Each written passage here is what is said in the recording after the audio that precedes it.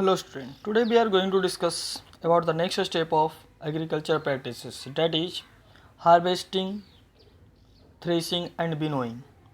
तो अभी हम लोग बात करेंगे सबसे पहले हार्वेस्टिंग का। तो हार्वेस्टिंग क्या है, तो इसको सिंपली अगर डिफाइन करना है तो बोल सकते हैं the process of cutting and gathering of matured crop. The process of cutting and gathering of matured crop is known as harvesting. Generally अगर देखा जाए कोई भी प्लांट जो होता है उसको मैच्योर होने में लगभग 3 to 4 मंथ का टाइम लगता है, और 3 to 4 मंथ के अंतर्गत जो भी था प्रोसेसेस, जैसे कि सबसे पहला तो हम लोग देखें जैसे प्लांट ग्रो कर रहा है तो उसको वाटर चाहिए यानी इरिगेशन प्रोवाइड किए। उसके अलावा फिर उसको न्यूट्रिएंट चाहिए तो उसके लिए हम लोग मैन्योर या फर्टिलाइज़र दिए। फिर जब प्लांट बड़ा हो रहा था तो उसके साथ साथ उसमें कुछ बीट्स वगैरह ग्रो हो रहे थे, या फिर जो पेस्ट वगैरह या इंसेक्ट वगैरह उसको डिस्ट्रॉय कर रहे थे, तो उन सबसे उसको हम लोग प्रोटेक्ट किए। तो इस तरीके से सब जो भी प्रोसेसेस था वो इंटरमीडिएट स्टेज में आ रहा था। अब हम लोग बात करेंगे फाइनल स्टेज का, यानी कि जब क्रॉप मैच्योर हो चुका है, जब उसमें ग्रेन्स या सीड्स आ चुके हैं, तो अब क्या करते हैं, क्रॉप्स को हम लोग कट करते हैं और उसको गैदर करते हैं, यानी उसको काट करके एक जगह पे जमा करते हैं। तो ये जो प्रोसेस जो होता है कटिंग एंड गैदरिंग का, उस प्रोसेस को हम लोग बोलते हैं हार्वेस्टिंग। तो देखा है जनरली जो हम लोग हार्वेस्टिंग करते हैं वो क्रॉप के मैच्योरिटी की बात करते हैं। अगर उसको एज इट इज अगर फील्ड में छोड़ दिया जाए मैच्योर होने के बाद, तो वो डिस्ट्रॉय हो जाएगा, वो जहाँ तहाँ फील्ड में बिखर जाएगा, गिर जाएगा, कोई एनिमल या वो सड़ गल करके ख़त्म हो जाएगा। तो उसको टाइम पे हार्वेस्ट करना यानी कि उसको काटना भी ज़रूरी होता है। तो हम लोग बात करेंगे अब हार्वेस्टिंग के प्रोसेस को कैसे किया जाता है। तो इसमें आता है दो तरीका, या तो हम लोग मैनुअली उसको कर सकते हैं या फिर बाई यूजिंग मशीन। तो अगर मैनुअली की अगर बात करते हैं तो उसके लिए हम लोग यूज करते हैं सिकल का, या फिर अगर मशीन की बात करते हैं तो उसके लिए एक मशीन आता है, इसको हम लोग बोलते हैं हार्वेस्टर। तो इस तरीके से उसको हार्वेस्ट किया जाता है। अब जब हार्वेस्ट हो गया तो उस क्रॉप में देखा जाए तो जो क्रॉप प्लांट है वो भी है, साथ साथ उसमें ग्रेन्स भी है। तो हम लोग को क्या करना है, अब ग्रेन्स को क्रॉप से सेपरेट करना है। तो इस प्रोसेस को हम लोग बोलते हैं थ्रेसिंग। थ्रेसिंग में क्या होता है, the process of separating grains from the crop. The process of separating grains from the crop plant is known as threshing, या फिर उसको चाफ भी बोल सकते हैं, यानी भूसा वगैरह। जनरली जो प्लांट का जो रिमेनिंग पार्ट है जो कि हम लोग के यूज के लायक नहीं है, तो उसको हम लोग चाफ बोलते हैं। तो जिस प्रोसेस से हम लोग क्या करते हैं, ग्रेन्स को चाप से या फिर क्रॉप प्लांट से अलग करते हैं, उस प्रोसेस को हम लोग बोलते हैं थ्रेसिंग। तो थ्रेसिंग के लिए भी देखा है तो यहाँ पे दो तरीका है, या तो उसको हम लोग मैनुअली बाई हैंड कर सकते हैं या फिर by using A machine called thresher. अगर मैनुअली अगर करना है तो उसके लिए क्या किया जाता है, एक हार्ड सरफेस, जनरली हम लोग एक बड़े से रॉक का यूज कर सकते हैं, पत्थर का, या फिर जनरली गांव वगैरह में चौकी वगैरह का यूज किया जाता है, और उसके ऊपर क्रॉप को या जो प्लांट है उसको जोर से बीट किया जाता है, उसको पटका जाता है। तो इस तरीके से उसमें जो ग्रेन्स अटैच होते हैं वो वहाँ से डिटैच हो जाते हैं, और जो क्रॉप प्लांट होता है वो फार्मर के हाथ में रह जाता है। तो इस तरीके से दोनों को सेपरेट कर दिया जाता है। तो ये तो तरीका हो गया थ्रेसिंग का। देखा जाए तो एक मशीन होता है, एक मशीन अभी देखा जाए तो बना है जिसको नाम है कंबाइन। ये कंबाइन क्या करता है, ये दोनों काम एक साथ कर सकता है, यानी हार्वेस्टिंग भी और थ्रेसिंग भी। तो इस तरीके से जो फार्मर होगा उसका काफ़ी ज़्यादा टाइम बचेगा और लेबर बचेगा। तो ये होता है हमारा हार्वेस्टिंग और थ्रेसिंग। अब क्या है, जब हम लोग थ्रेसिंग कर लिए यानी क्रॉप से सीड को अलग कर लिए, तो सीड में अभी भी कुछ जो होता है रिमेनिंग पार्ट रह जाता है, जो प्लांट का छोटा छोटा जो भूसा वगैरह है वो अभी भी रह जाता है। तो उसके लिए हम लोग क्या करते हैं, बिनोइंग, यानी separating the grains from chaff. ठीक है, यानी जिस तरीके से ग्रेन्स को हम लोग चाफ से अलग करते हैं, वहाँ पे थ्रेसिंग में हम लोग चाफ नहीं, वहाँ पे प्लांट बोल सकते हैं, ठीक है, या चाफ भी बोल सकते हैं, लेकिन बिनोइंग में सिर्फ और सिर्फ हम लोग बात करेंगे चाफ का। तो यहाँ पे हम लोग जिस तरीके से ग्रेन को चाफ से अलग करते हैं उस प्रोसेस को हम लोग बोलते हैं बिनोइंग। अब बिनोइंग में क्या है कि इसमें बोल सकते हैं जो फार्मर होता है वो जो बोल सकते हैं कि उसको थोड़ी ऊंचाई से गिराता है।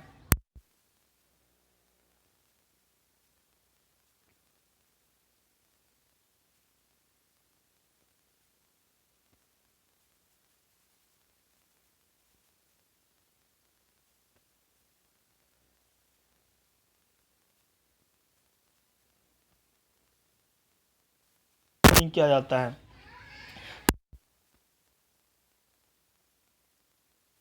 अब हम लोग देखा है तो यहाँ पे ये देख सकते हैं, ये है हार्वेस्टिंग का सिकल का यूज किया जा रहा है, ये है थ्रेशर, जिसमें जो फार्मर होता है वो ग्रेन्स को प्लांट से अलग करता है या क्रॉप प्लांट से अलग करता है, और ये बिनोइंग जिसमें फार्मर जो होता है वो चाफ को ग्रेन से अलग करता है, और ये कंबाइंड जिसमें एक साथ तीनों प्रोसेसेस होते हैं। तो ये हमारा हार्वेस्टिंग। अब हम लोग देखा जाए तो बात करते हैं कि जब प्लांट को हार्वेस्ट किया जाता है फील्ड से, तो कुछ जो उसका रिमेनिंग पार्ट होता है प्लांट का, जैसे उसका रूट्स वगैरह, वो वहीं पे रह जाता है। यहाँ पे देखा है तो जो फार्मर है ये प्लांट को कट कर रहा है, तो जब कट कर रहा है तो उसका जो नीचे का जो रिमेनिंग पार्ट है वो एज इट इज फील्ड में रह जाएगा। तो उसको क्या किया जाता है, जो फार्मर, कुछ लोग जो होते हैं उसको जला देते हैं, या कुछ लोग एज इट इज उसको फील्ड में छोड़ देते हैं। तो अगर हम उसको जलाएंगे तो थोड़ा बहुत उससे हम लोग को बोल सकते हैं एयर पॉल्यूशन वगैरह हो सकता है, लेकिन अगर एज इट इज उसको फील्ड में छोड़ देते तो वो सड़ गल करके अपने आप धीरे धीरे डिकम्पोज होकर के एज ए न्यूट्रिएंट या मिनरल वो सॉइल में वापस चला जाता है। तो ये तरीका होता है उसको हटाने का, या फिर कुछ लोग उसको उखाड़ करके फेंक भी सकते हैं, या जब प्लगिंग करते हैं तो वो सॉइल में मिक्सअप हो जाता है। अब हम लोग बात करेंगे हमारा जो नेक्स्ट स्टेप है एग्रीकल्चरल प्रैक्टिसेस का, वो है स्टोरेज। स्टोरेज में क्या है, जब फार्मर ने ग्रेन को अलग कर लिया तो फार्मर के पास ग्रेन सब आ चुके हैं। अब जो ग्रेन है वो देखा जाए तो फार्मर ने तो अपने खाने से ज़्यादा ही ग्रेन उपजाया है, या बोल सकते हैं जो फार्मर है जिसने ग्रेन को निकाला है तो वो एक दिन में तो पूरा का पूरा नहीं खा जाएगा, उसको साल भर चलाना है, क्योंकि क्रॉप प्लांट को प्रोड्यूस होने में भी काफ़ी टाइम लगता है। तो जब तक कि नेक्स्ट क्रॉप प्रोड्यूस नहीं मिल जाता है तब तक उसको स्टोर करके रखना है, उसको ढंग से उसको रखना है ताकि वो ख़राब ना हो। तो उसके लिए क्या किया जाता है स्टोरेज। तो यहाँ पे स्टोरेज में क्या है कि जो ग्रेन्स होता है उसको सबसे पहले तो जो ग्रेन कल्टिवेट होकर के आया है, जो हार्वेस्ट होकर के आया है, उसमें काफ़ी ज़्यादा मॉइस्चर कंटेंट होता है। और जनरली देखा जाए कोई भी जो माइक्रो ऑर्गेनिज्म है, बैक्टीरिया, फंगी या जनरल कोई भी माइक्रो जो होता है वो जनरली मॉइस्ट प्लेसेस पे ज़्यादा ग्रो करता है। तो सबसे पहले क्या किया जाता है, उससे मॉइस्चर को निकाला जाता है। तो मॉइस्चर को निकालने के लिए भी दो तरीका है, एक तो मैनुअली, जैसे कि जो फार्मर होता है उसको सन ड्राई या सन बाथ बोल सकते हैं, उसको धूप में सुखा देता है। तो सुखाने से क्या होता है, जो ग्रेन में जो मॉइस्चर कंटेंट होता है वो कम हो जाता है। जनरली जो मॉइस्चर कंटेंट होना चाहिए वो लेस देन 14% होना चाहिए ग्रेन्स में। तो इस तरीके से मॉइस्चर को हटाया जाता है धूप में सुखा करके, या फिर हम लोग उसके ऊपर हॉट एयर को ब्लो करवा करके भी हटा सकते हैं। ये नहीं कि उसको हम लोग आग में डायरेक्ट भून देंगे, तो उसके कारण वो पूरा जो नेक्स्ट सीजन होगा वो उससे फिर हम जर्मिनेट नहीं कर पाएगा। तो इस तरीके से उसको धूप में सुखा सकते हैं या फिर उसको हॉट एयर से सुखा सकते हैं। तो जब वहाँ से मॉइस्चर जब कम हो जाएगा तो वहाँ पे माइक्रोब्स के ग्रो होने का चांसेस कम है, यानी जो ग्रेन्स है उसको सड़ने का चांसेस कम होता है। तो इस तरीके से अब उसको सुखा दिया गया। अब क्या है कि अब उसको स्टोर करना है, तो उसको स्टोरेज के लिए क्या किया जाता है, हम लोग अगर स्मॉल स्केल पे बात करते हैं, अगर छोटे फार्मर से अगर उसके पास कम ग्रेन्स हुए हैं तो वो गनी वैक्स या फिर मेटालिक बीन्स में उसको स्टोर कर सकता है, यानी घर में छोटे छोटे बोरे में पैकेट में भर करके उसको रख सकता है, या मेटालिक बीन जो लोहे का या प्लास्टिक का ड्रम होता है उसके अंदर रखा जा सकता है, या फिर ये छोटे छोटे बर्तन होते हैं उसमें उसको स्टोर किया जा सकता है। तो ये स्मॉल स्केल के लिए हो गया। लेकिन अगर लार्ज स्केल पे अगर करना है, अगर फार्मर ने बहुत ज़्यादा ग्रेन कल्टिवेट कर लिया है तो उसको अगर स्टोर करना है, तो उसके लिए हम लोग लार्ज स्केल पे अगर बात करते हैं तो उसके लिए आता है ग्रेनरीज या फिर सीलोज। ये सीलोज और ग्रेनरी मतलब जो गोडाउंस वगैरह होता है उसको हम लोग बोलते हैं ग्रेनरीज। तो वहाँ पे लार्ज स्केल में जो ग्रेन्स होते हैं उसको स्टोर किया जाता है। तो ये हो गया हमारा ग्रेनरी या सीलोज। फिर अगर देखा है तो जो वहाँ पे जब उसको स्टोर कर दिए तो कुछ टाइम के बाद वहाँ पे बीच बीच में इंस्पेक्शन किया जाता है, ताकि पता लगा सके कि वहाँ पे किसी तरह का चूहा वगैरह या कोई पेस्ट वगैरह जो ग्रेन्स को स्टोर किया उसको डिस्ट्रॉय तो नहीं कर रहा है। अगर वो डिस्ट्रॉय कर रहा है तो वहाँ पे बीच बीच में हम लोग पेस्टिसाइड का यूज कर सकते हैं, ताकि जो हमारा ग्रेन्स स्टोर्ड है वो डैमेज ना हो।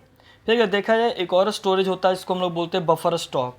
गवर्नमेंट क्या करती है, जो फार्मर्स ने जो ग्रेन कल्टिवेट किया उसको एक उचित दाम पे, यानी एक बोल सकते हैं एक फिक्स प्राइस पे गवर्नमेंट जो होती है वो फार्मर से उस ग्रेन को खरीद लेती है, और ख़रीद करके उसको एक लार्ज स्केल पे स्टोर किया जाता है, इसको हम लोग बोलते हैं बफर स्टॉक। और ये जो बफर स्टॉक होता है इसका यूज़ किया जाता है इन केस ऑफ इमरजेंसी। मान लिया कंट्री में अगर कल्टिवेशन नहीं हुआ, किस तरह का सुखाड़ या बाढ़ ये सब आ गया, या कहीं पे अगर ज़रूरत है, या जो बोल सकते हैं जो बिलो प्योवर्टी लाइन में जो लोग आते हैं जो ग्रेन्स वगैरह नहीं खरीद सकते हैं, तो उन लोगों को लो प्राइस पे या फिर फ्री ऑफ कॉस्ट गवर्नमेंट जो होती है वो प्रोवाइड करती है अनाज, ताकि सबको ये मिल सके। तो ये होता है हमारा स्टोरेज। अब हम लोग बात करेंगे कुछ एनिमल प्रोडक्ट्स का। देखा है तो अभी हम लोग जो बात किए थे, जो भी हमारा था वो था क्रॉप प्रोडक्ट से रिलेटेड, यानी जो भी हम लोग एग्रीकल्चर फील्ड से ऑब्टेन करते हैं। कुछ कुछ जो फूड प्रोडक्ट्स है जो हम लोग एनिमल से ऑब्टेन करते हैं, तो यहाँ पे हम लोग बात करेंगे एनिमल फूड प्रोडक्ट का। तो अगर बात करते हैं एनिमल फूड प्रोडक्ट में, तो मेनली क्या क्या है, तो मिल्क हो गया, मीट हो गया, एग हो गया, हनी हो गया, फिश हो गया। तो ये सब कुछ एनिमल प्रोडक्ट्स हैं जो कि हम लोग एनिमल से ऑब्टेन करते हैं। तो अब हम लोग बात करेंगे जो एनिमल प्रोडक्ट ऑब्टेन करते हैं, तो उसके लिए भी हमारे पास एक ब्रांच है एग्रीकल्चर का, जिसको हम लोग बोलते हैं एनिमल हस्बेंड्री। तो एनिमल हस्बेंड्री क्या है, तो इसको सिंपली डिफाइन कर सकते हैं, the branch of agriculture which deals with practice of breeding and raising animals on large scale is known as animal husbandry. तो ये एक ब्रांच है एग्रीकल्चर का, जिसमें हम लोग क्या करते हैं, एनिमल्स को ब्रीडिंग करवाते हैं, यानी उसके नंबर को इंक्रीज करते हैं या एक अच्छे वैरायटी को डेवलप करते हैं, और साथ साथ एनिमल को पालते हैं, ढंग से उसको रखते हैं, खिलाते पिलाते हैं, उसका प्रॉपर केयर करते हैं, और उससे जो फूड प्रोडक्ट मिलता है उसको हम लोग यूज करते हैं। तो ये जो प्रोसेस होता है, यही जो साइंस का ब्रांच है, उसको हम लोग क्या बोलते हैं, एनिमल हस्बेंड्री। एनिमल हस्बेंड्री में देखा है तो 4 ब्रांचेज हैं। एक तो बोल सकते हैं कैटल फार्मिंग, जिसमें हम लोग मिल्क ईल्डिंग एनिमल्स को पालते हैं, जो दूध देने वाले एनिमल्स हैं, तो उसको हम लोग पालते हैं। तो जो प्रोसेस होता है उसको वो जो ब्रांच होता है उसको हम लोग बोलते हैं कैटल फार्मिंग। दूसरा होता है हमारा बर्ड्स को पालने के लिए, तो बर्ड्स के लिए जो पालते हैं उसको हम लोग बोलते हैं पोल्ट्री। पोल्ट्री में हम लोग मेनली बर्ड्स को पालते हैं उसके मीट और एग के लिए, यानी उसके मांस और अंडे के लिए, तो वो हो गया हमारा पोल्ट्री। फिर आता है हमारा पीसी कल्चर। तो पीसी कल्चर में हम लोग क्या करते हैं कि यहाँ पे फिश को पाला जाता है, the rearing and breeding of fish on large scale is called PC culture. तो हम लोग फिश को पालते हैं, उसको हम लोग बोलते हैं पीसी कल्चर। इसमें एक और आता है जिसको हम लोग बोलते हैं फिशरीज। तो फिशरीज में क्या है कि यहाँ पे बस हम लोग को जो फिश है उसको पकड़ना है और उसको प्रोसेसिंग करके मार्केट में सेल करना है, तो उसको हम लोग बोलते हैं फिशरीज। तो फिशरीज का ही जो ब्रांच है वो है पीसी कल्चर, यानी यहाँ पे हम लोग मछली को पालते हैं और फिर उसको बेचते हैं, तो ये पीसी कल्चर कहलाएगा। फिर अगर हम बात करते हैं, हमारा जो नेक्स्ट है वो हमारा है एपीकल्चर। तो एपीकल्चर में हम लोग क्या करते हैं कि हनी बी को पाला जाता है, rearing of honey be on larger scale is called apiculture. अगर हम हनी बी को अगर पाल रहे हैं तो उसको हम लोग बोलते हैं एपीकल्चर। जनरली हम लोग एपीकल्चर जो करते हैं वो हनी के लिए करते हैं, यानी हनी के प्रोडक्शन के लिए। अगर हनी की बात करते हैं तो हनी जो है वो इजीली डाइजेस्टेबल है, और साथ साथ इसका बहुत सारा मेडिसिनल प्रॉपर्टीज है, यानी बहुत सारे जो आयुर्वेदिक मेडिसिन वगैरह बनते हैं उसमें हनी का यूज़ किया जाता है, और ये काफ़ी ज़्यादा स्वीट वगैरह होता है, तो हम लोग एज ए स्वीटनर यानी खाने के लिए भी उसको हम लोग यूज कर सकते हैं। तो जो हनी होता है इसी को हम लोग इसका यूज कर सकते हैं। फिर अगर देखा है, अगर हम हनी को अगर ऑब्टेन करना है तो उसके लिए हम लोग क्या करते हैं कि हनी बी को पालते हैं। तो जो पाला जाता है लार्ज स्केल पे, ठीक है, उसके लिए एक बॉक्स बनाया जाता है जिसको हम लोग बोलते हैं एपरीज। तो हनी बी को जो पाला जाता है उसके लिए एक बॉक्स बनाते हैं, उसको बोलते हैं एपरी। ऐसे तो नेचुरली वो कहीं भी रह सकता है, उससे भी ऑब्टेन कर सकते हैं, लेकिन अगर हमको पालना है, ढंग से उसको कल्टिवेट करना है, तो उसके लिए हम लोग एपरीज का यूज करते हैं। तो ये हमारा एपीकल्चर। फिर अगर हम बात करते हैं पहला कैटल फार्मिंग में, तो कैटल फार्मिंग में हम लोग वैसे एनिमल्स को पालते हैं जो दूध देने वाले होते हैं। तो जो एनिमल दूध देता है उसको हम लोग बोलते हैं milch animal. The animal that gives us milk are known as milch animal. तो यहाँ पे जनरली हम लोग मिल्च एनिमल को पालते हैं जो दूध देने वाले, जैसे गाय, भैंस, बकरी, ये सब हो गया, जो कि मेनली हम लोग मिल्क के लिए पालते हैं। तो अगर मिल्क प्रोडक्ट्स की बात करते हैं, जो ये तो मिल्क से हम लोग कुछ प्रोडक्ट्स बनाते हैं, जैसे कि बटर हो गया, घी हो गया, चीज़ हो गया, पनीर हो गया, या मिठाई वगैरह हो गया, आइसक्रीम हो गया। तो ये सब बहुत सारी चीज़ें जो होते हैं हम लोग मिल्क से प्रोड्यूस करते हैं। फिर अगर देखा है तो जो मीट प्रोड्यूसिंग एनिमल्स हैं कुछ, जैसे कि कैटल फार्मिंग हम लोग मीट के लिए भी पालते हैं, जैसे कि गोट हो गया या फिर बर्ड्स वगैरह हो गया, बर्ड्स के लिए तो पोल्ट्री आ जाएगा, गोट हो गया, सीप हो गया। तो ये सब कुछ जो एनिमल्स होते हैं इसके हम लोग मीट के लिए पालते हैं। हम लोग बात करेंगे पोल्ट्री का। तो पोल्ट्री में हम लोग जनरली एनिमल्स को, या बोल सकते हैं इसको अगर डिफाइन करना है पोल्ट्री को, तो बोल सकते हैं the rearing and raising of birds, the rearing and raising of birds for the production of meat and egg और मीट के लिए। तो उसको हम लोग क्या बोल सकते हैं, पोल्ट्री। तो जनरली पोल्ट्री में हम लोग क्या क्या पाल सकते हैं, तो उसमें हमारा हो गया चिकन, फिर हो गया टर्की, डक, ये सब कुछ बर्ड्स होते हैं जिसको कि हम लोग मीट और एग के लिए पालते हैं। फिर अगर हम बात करते हैं फिशरीज का, तो फिशरीज में जनरली हम लोग सी फूड का यूज कर सकते हैं, या फिर फिश हो गया, प्रॉन हो गया, ऑयस्टर हो गया। तो ये सब जो हम लोग समुद्र से पकड़ के निकालते हैं और उसका प्रोसेसिंग करके उसको मार्केट में सेल करते हैं, तो ये फिशरीज में आता है। और फिशरीज का एक ब्रांच है, इसको हम लोग बोल रहे हैं पीसी कल्चर, जिसमें हम लोग मछली को पालते हैं और फिर उसको बेचते हैं, तो यह कहलाएगा हमारा पीसी कल्चर। तो ये 4 ब्रांचेज हो गया एनिमल हस्बेंड्री का।